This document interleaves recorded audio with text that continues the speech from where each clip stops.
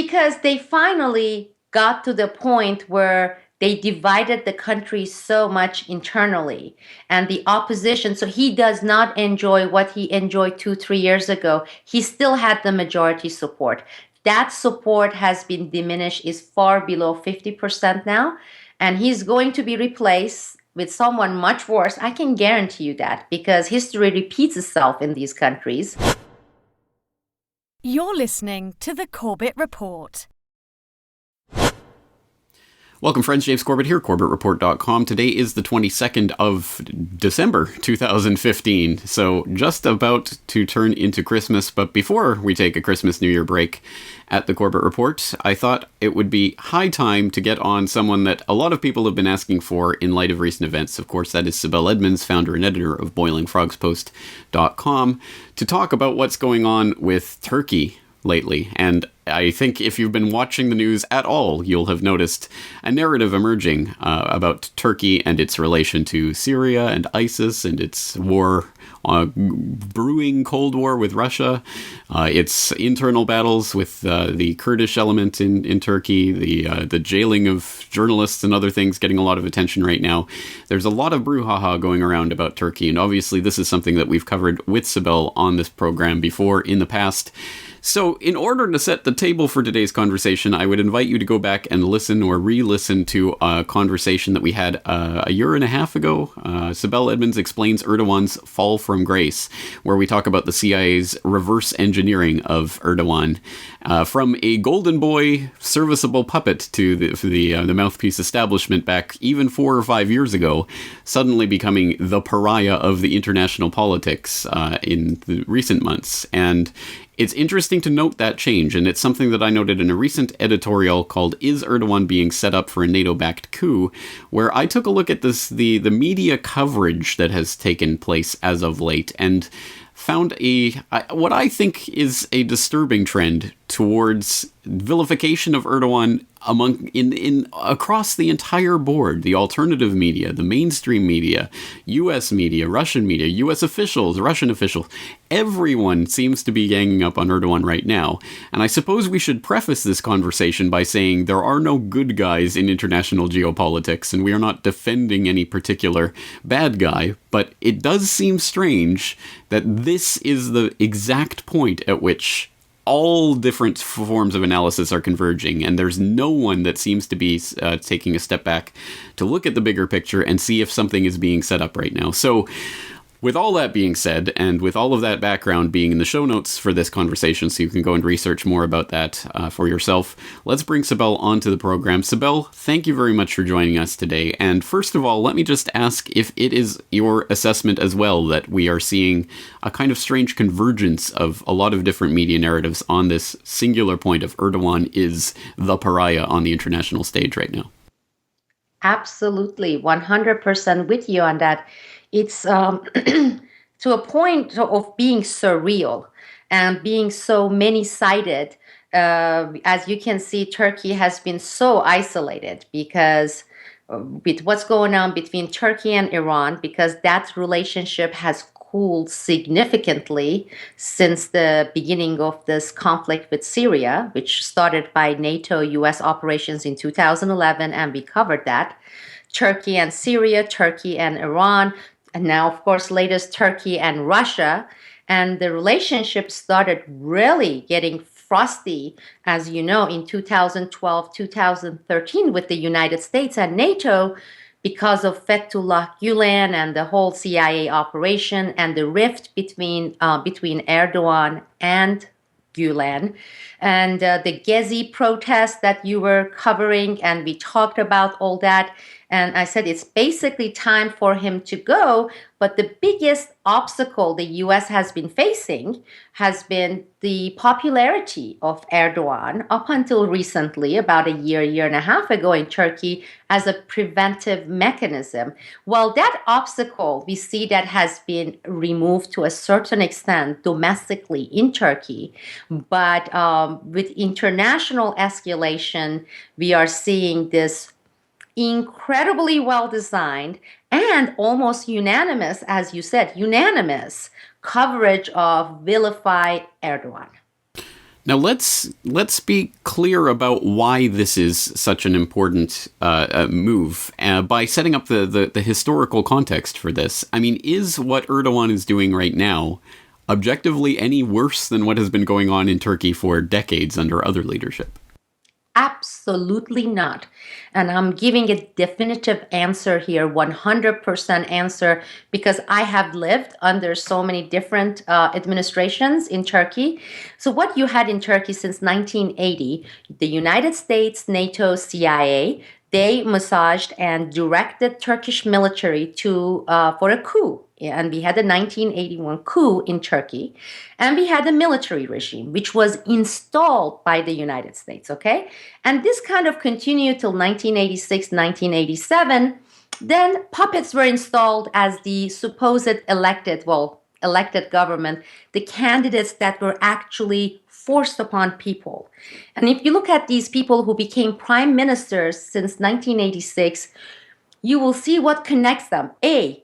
All of them almost had citizenship in the United States. One or two of them were high-level people in IMF. These are the Turkish people who became prime minister. Then we had this despicable woman, Tansu Çiller. Okay, she became the prime minister. Well, she left the country. She left Turkey, came to the United States because her husband swindled the public. He had a bank, so he got hundreds of millions of dollars, left the bank bankrupt, okay? Very similar to our situation that we experienced here. They came to the United States. She went to Harvard University. They were given citizenship while they were most wanted actually that's the husband, in Turkey. And lo and behold, US, CIA, after grooming this woman, they brought both of them back to Turkey. All the charges were dropped against the husband, and she became prime minister, okay? And as far as people talking about the treatment of journalism, I am not defending Erdogan. His track record is awful. I'm not defending him in any way. However, during these other prime ministers, the puppets installed, the US puppets installed in Turkey, between 1980 and 2000, we had thousands of reporters disappearing, being tortured, mass jailing of authors and journalists, even poets, okay? So if you were to put it in these relative terms, Erdogan is mild compared to what those people did. I'm saying what Erdogan is doing in terms of journalism and the press is terrible. But his predecessors, they were 1,000 times worse. And there was no coverage in the United States about the atrocities that were being committed in Turkey, torture, human rights abuses, the stuff that was happening with these Kurdish villages. I mean, they were burning down. It's as close to genocide that as it can get. No coverage. We wanted to sell weapons, and if we ended up acknowledging these atrocities, then Congress would have put in place the embargo and saying sanction, and you're not going to send any weapons. We didn't want to have that. Plus, we were training both the military and Turkish MIT to do what they were doing. In 1980s, it was to counter Russia, Soviet Union, and after that, it was getting into Operation B Gladio. So again, you are not reading any of those. I'm not talking about you. I'm talking about people in general of what Turkey had before and put it in relative term what you see with Erdogan. And if you were to do that, you would see, even with the horrible deeds that he is committing, it's nothing compared to his predecessors. And we had no such coverage in Turkey.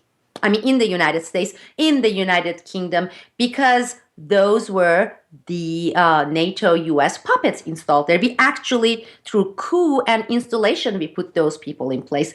With Erdogan's party, they won elections, okay, fair and square in 1997.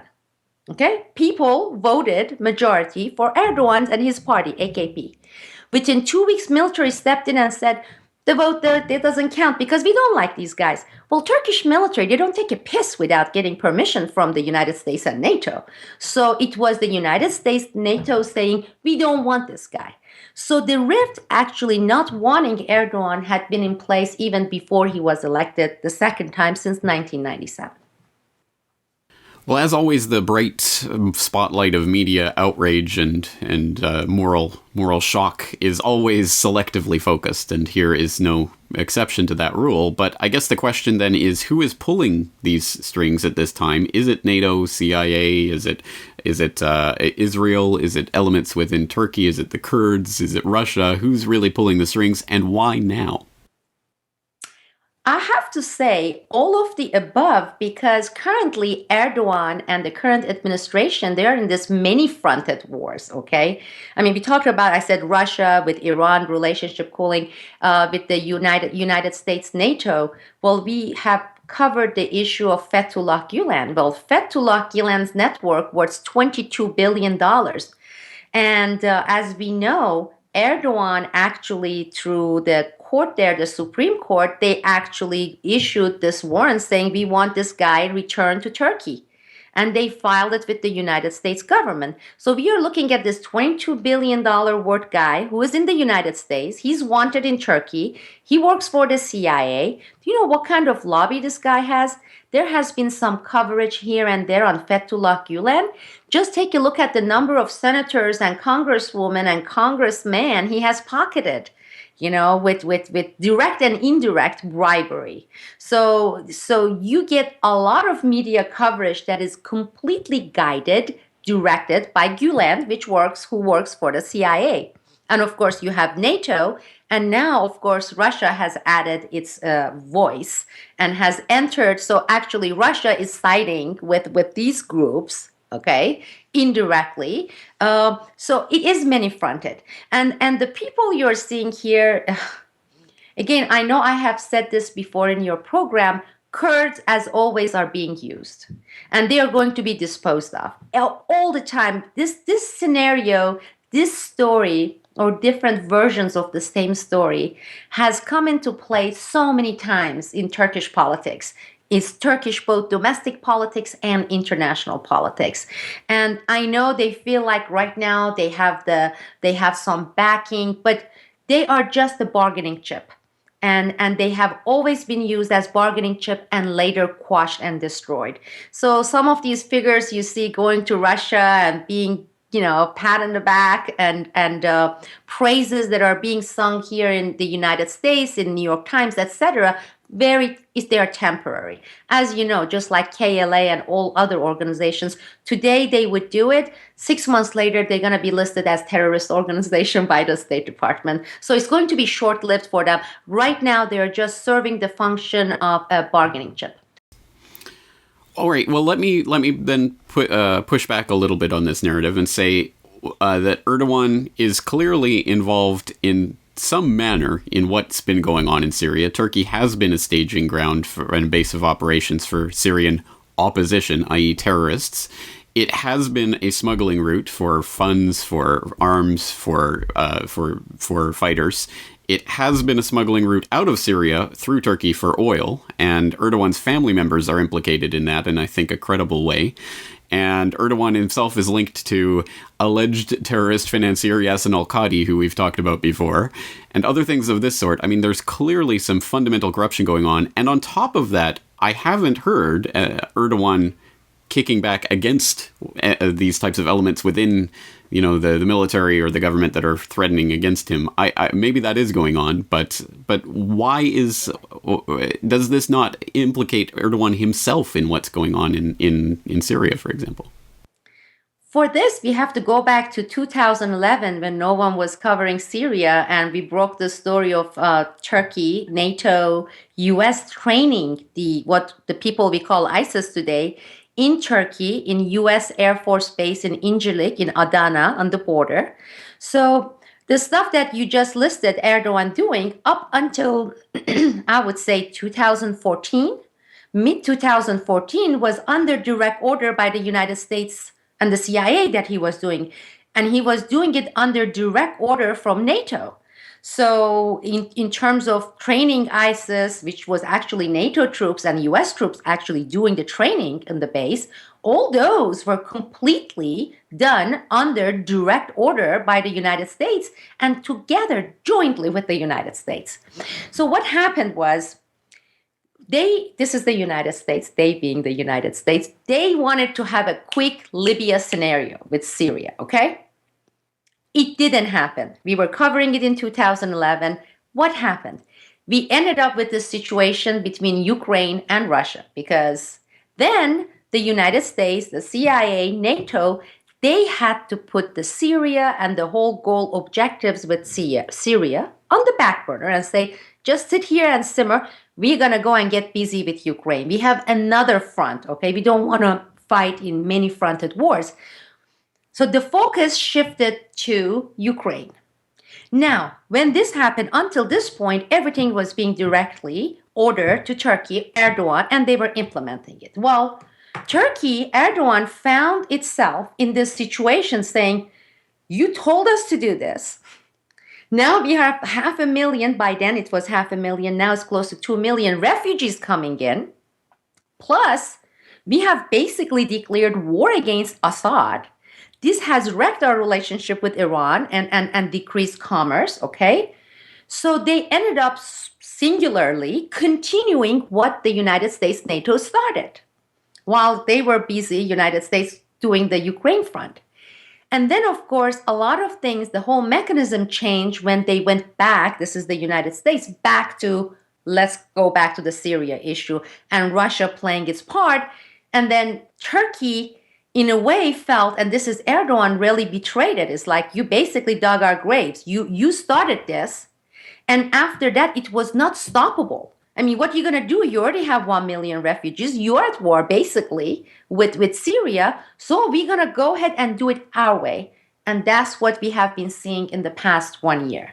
And with the entire scenario now has, of course, a new active participant, which happens to be Russia and Putin. Yes, and that brings in another interesting aspect of all of this, because as we talked about with the media coverage, it shouldn't be surprising that the mainstream establishment mouthpiece media would be on board with whatever the overall agenda and narrative is, but it is somewhat surprising that the alternative media seems to be in lockstep with that same agenda at this moment, unquestioningly swallowing this change in narrative and suddenly starting to demonize Erdogan, who they probably probably still can't even pronounce, let alone understand who he is, let alone understand the history of this. So it's strange that this is happening. Let's talk about the parroting. The whole thing, with Hitler, you just repeat the same thing enough time, and that becomes reality, that becomes fact.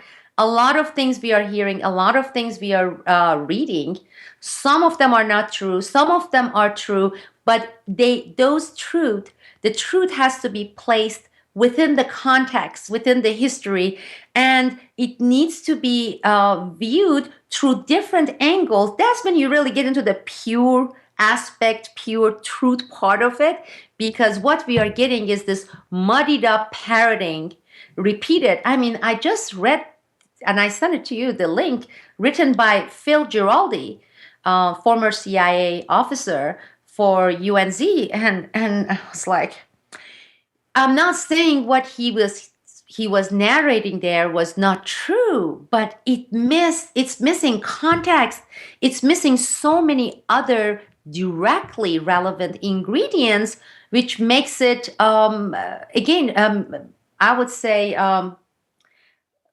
not accurate, because it is so one-sided and it is so naked without all the other elements that are present that make me shake my head, because Phil Giraldi, he was stationed in Turkey when he was working for the CIA. He knows all these elements, and he seems to be basically parroting exactly the same line as everyone else. I mean, I don't care whether it's the left or the right, Mother Jones or even Lou Rockwell's side. It's insane how uniformed it has become. That's right. And a lot of that seems to me to be, of course, not siding with the US, NATO, CIA part, at least openly, but really siding with Russia in all of this. What do you make of the Russia worship that's going on in a lot of sectors of the alt media right now? We briefly talked about this this innate need in most people, majority of hero seeking. You want to have a leader, you want to have a hero, and if you can't find one, you go create one. It came up when we were talking, you and I, about Greenwald and Snowden, and suddenly this was going to cause revolution, remember? And all the things that were going to change. This was it. This was what people were waiting for. You are seeing it today, in the past, especially year or so, with Russia and Putin. And you know how we always talk about CNN's coverage in 2003, 2004 of Iraq war, shock and awe? I mean, you watch Russian media, especially RT, I would say they are playing the shock and awe 3 times worse than CNN did.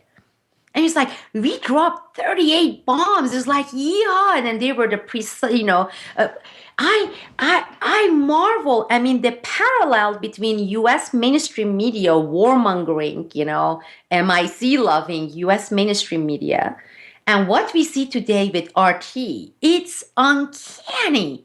And it's nauseating. It's completely nauseating every single time I get But the very people who reject that from CNN and those sources embrace it wholeheartedly on the Russian side. Do you know why? Of course it's obvious. Because when it involved US and US stuff, it was sticking it to the United States. See, when you go to court, let's say you have a murder case or whatever, one of the things that comes into play is the intent. Did you have the criminal intent, or was it was it done without intending to do the harm?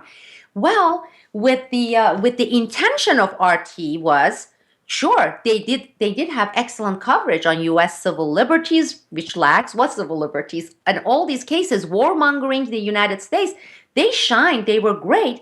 They were not doing it because they care about the people's welfare in the United States and their liberties. They did it because they wanted to F-rush the United States, and they wanted to stick it to the United States. That was their intention, and some positive externalities came out of that. Now they have their own interests, which is they are the mouthpiece of Putin, and everything is dictated from the above. That publication doesn't have 1% freedom, because I have been talking with certain US reporters and correspondents, and they are specifically told, as long as you do not criticize Russia or Putin, okay? This actually goes beyond and above what our mainstream media is doing here. It's disgusting. So under these circumstances, with that level of hypocrisy, it's mind-boggling. We have this it's a big percentage of people, intellectuals who write, who are worshiping Putin. They are worshiping RT, and they really treat Putin as Messiah. I mean, he's a scumbag with hundreds of millions of dollars. I know it firsthand, in the banks in the Greek side of Cyprus, island of Cyprus. Last summer, when I was traveling in the region, you have no idea how many yachts I saw. We're looking at yachts that are $40 million, $50 million. These are all Russian oligarchs who have high position within Russian government. I mean, they have these yachts that make the yachts of Saudis look pale.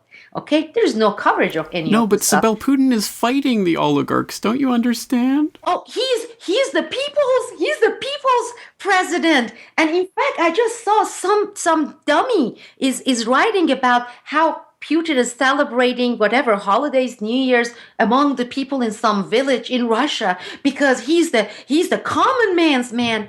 And I'm disgusted. I mean, I am disgusted, but I'm also frustrated, because, I mean, I'm looking at people who were, Reagan's, he was assistant secretary during Reagan, and I respect him. He writes magnificent articles, Paul Craig Roberts. And I've been so disappointed. I haven't been able to publish any of his latest articles, because every time I go there, he's like, it's Messiah Putin and the great Russian government and the greatest Russia. I mean, this guy was serving during Cold War, during Reagan administration, and now suddenly he even is engaged in Russia worship. And all I have to say is, it's been very hard to find material to republish at Boiling Frogs Post because I cannot do it because it won't be a conscientious act. And I don't like hypocrisy, James. As you know, I'm allergic to hypocrisy. RT did some great work, not because their intentions were good, because they like to give it and stick it to the U.S. every chance they get. And now their warmongering, shock and awe Broadway that they have in there, from the titles of their articles to the coverage, it's nauseating. And I'm boycotting it. I'm not going. I'm not being a guest. I don't want to have anything to do with these Russian government-owned media And let me channels. put that on record as well. I can say that I was invited many, many, many times to talk on RT. I was never once told what to say or what not to say, which is why I agreed to participate in the same way I'd participate in live interviews on CNN or anywhere else that was willing to host me. But at this point, yes, I agree. I have no interest in being an RT and being a mouthpiece for that propaganda that it's turned into. So I have to echo your sentiments there and your frustration with the way that narrative has been wholeheartedly embraced by much of the alt media, or supposedly alt media anyway. I guess that leaves us with the only question is, so what is next? What is developing from this? Is it inevitable that Erdogan is being targeted here and that he's going to go down? And if so, how does that play out? Because they finally got to the point where they divided the country so much internally, and the opposition. So he does not enjoy what he enjoyed 2, 3 years ago. He still had the majority support. That support has been diminished, is far below 50% now. And he's going to be replaced with someone much worse. I can guarantee you that, because history repeats itself in these countries, with someone like his predecessors. And I don't know if it's going to be a direct military coup, but the CHP, CHP party that are secularists, they, behind the scenes, some of the powerful factions within CHP, they have formed alliance with Gulen movement, which is mind-boggling. I'm talking about the most secularist party forming alliance with the mullah who is absolutely advocating for fundamentalism, Fethullah Gulen. I never thought I would see such day that these two will join forces, and so you're going to see something like that. And but things are going to get worse. We're going to have more terror events in Turkey. It's going to happen. And it's going to come from many sides. There's going to be the Kurdish sides, then of course all the stuff that they are blaming on ISIS. It's going to be messier, but he's going. He's going, and this is not any particular good news for the Turkish people. Economy is really going to sink in Turkey. It's already sinking, but it's really going to sink. And I'm telling you, and I'm mark my word here, they are going to end up with someone much worse than Erdogan. I'm not defending Erdogan. Is he involved, he and his son, in some corruption? Of course, I don't doubt that. Did they obey the United States order in creating ISIS? Okay, arming ISIS. This was, where do you think they got the arms? I mean, everything that goes there is from the NATO, from the United States. Yes, they did, but it's not going to be. Things are not going to get better for Turkey, unfortunately. Yes, and when the replacement falls in line with what the US and NATO are asking them to do, imagine all of that spotlight of media outrage is suddenly not going to be shone on that new administration, I imagine.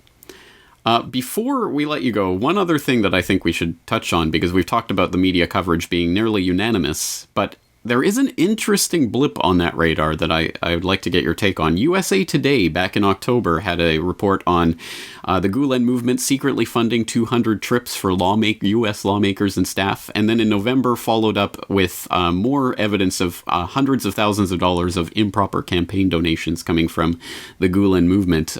Why on earth is USA Today covering this, and what do you make of that?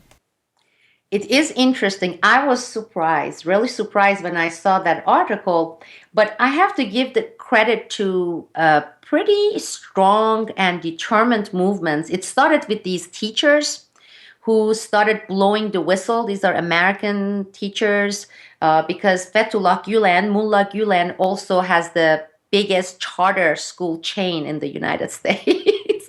and he's been bringing these teachers from Turkey, etc.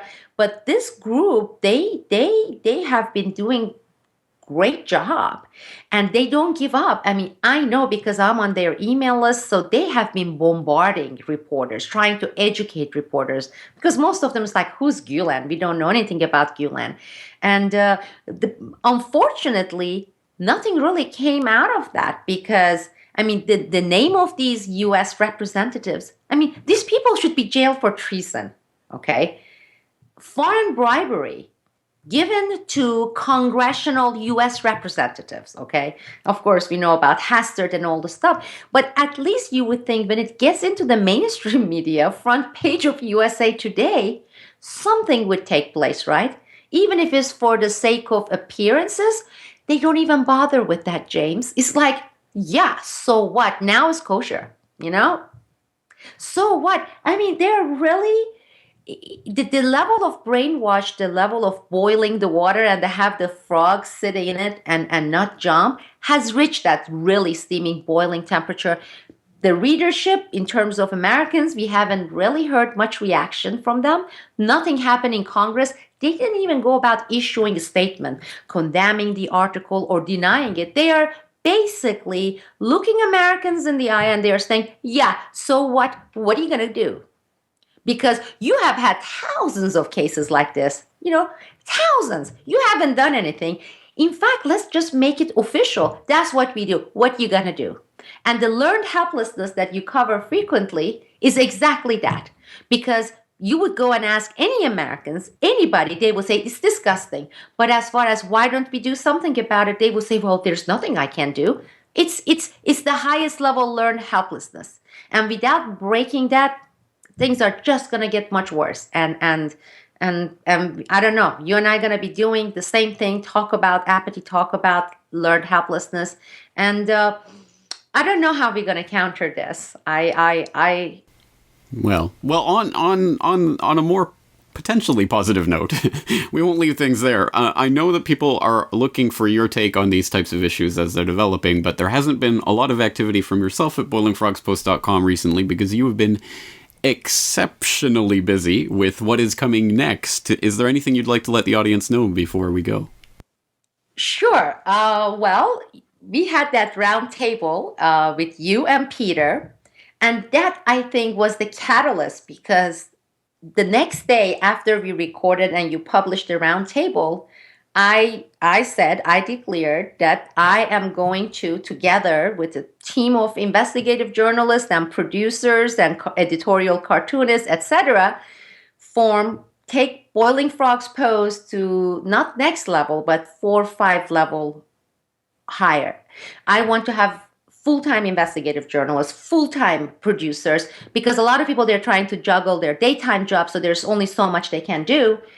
And with that, I have been working nonstop, from getting a new domain name to creating a new logo to preparing a video that's going to be out there. In I would say after the New Year's, around first, second week in January, I'm going to announce the new name and the mission statement and the people who are our first-tier partners and associates.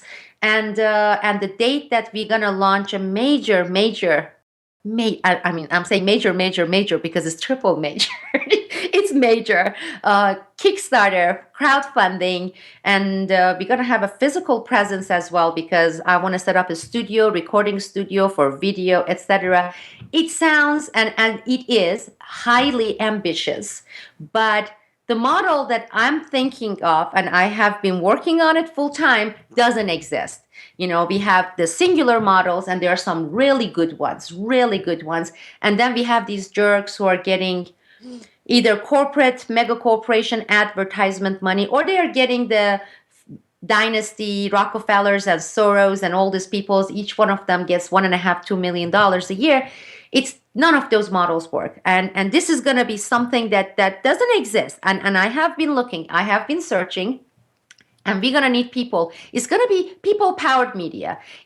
if I've been looking at these pie charts, and you and I are gonna cover this once we announce this, but of even the ones that are using public, their pie charts, public is not even 20% of their funding. It's the dynasty families and the mega corporations, Lockheed Martin, et cetera, et cetera. And actually, I think it's the false pretenses to go and say you're national public radio. Screw that, you're not public. 70% of your funds are coming from the 1%, so shut up and don't use the word public. So we're going to have some exciting announcement. I've been exhausted. This is after the Supreme Court 2006. I kind of started leading quieter life, and I was pretty happy with that. Really, it was kind of, not with the results, but it after all the wars and all the conflicts and the court cases and the fights and everything. So this is the first time in years I have been working this hard and under high stress level in a good way, positive stress, because the stress can become drive. And I usually get energy from stress. I don't try not to let it drag me down. I try to use it as a fuel to move forward.